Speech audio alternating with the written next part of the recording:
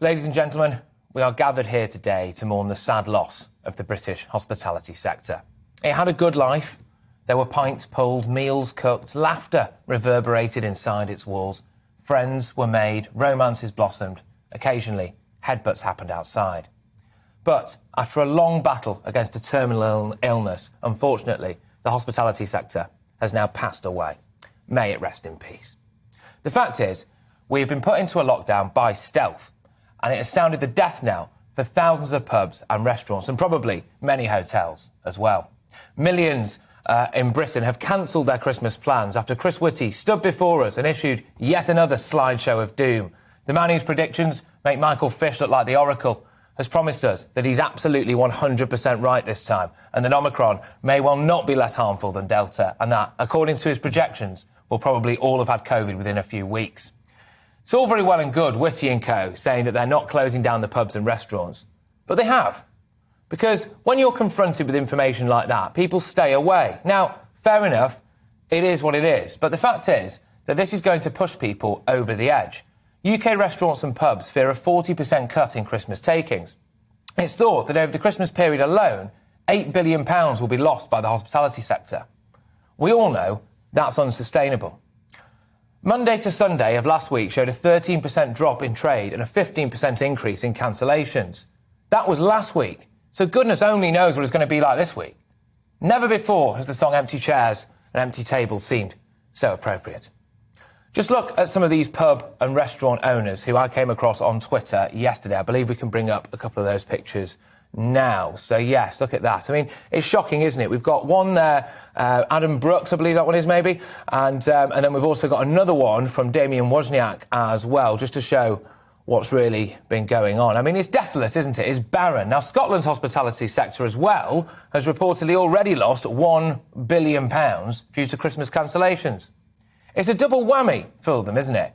Vaccine passports will, by definition, reduce custom. But obviously, now the COVID case numbers and Chris Whitty's slideshows of doom are putting people off leaving their house. Bear in mind that we were already losing 40 pubs a week. When restrictions first hit home in March last year, there were 47,927 pubs and bars across Britain. I did my best to drink a pint in all of them. By September this year, that had dwindled to just 44,580.